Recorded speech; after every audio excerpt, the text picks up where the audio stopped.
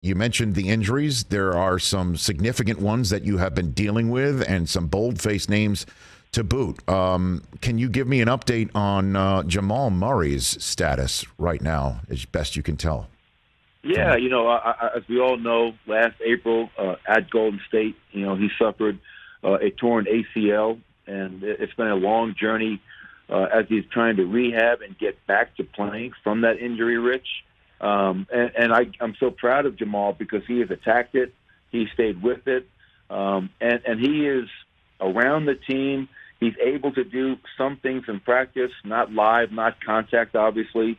And hopefully, we have 21 games remaining.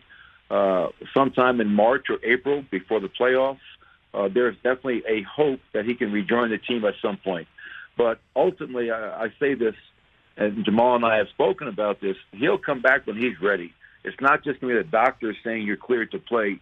As we all understand, rehabbing and coming back and not playing for close to a year, it's also a big mental hurdle.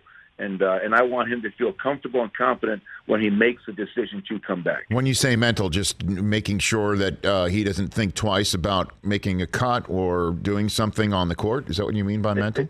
Exactly. I think on one hand you have the injury is healed. He's passed all the checklist parts of coming back and being cleared to play.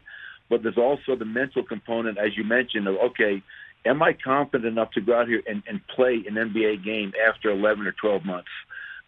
Can I push off that leg? Can I jump? Can I do all the things that used to be second nature?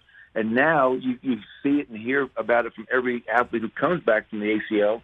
When you come back, obviously, there's definitely some hesitation, and guys are out there thinking instead of just playing.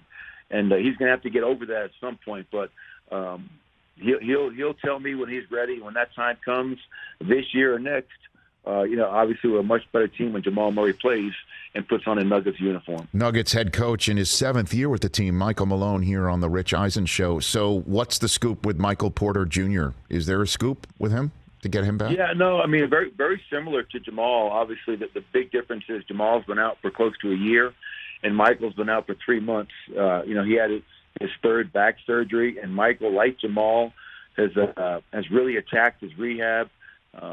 Getting healthy is number one priority.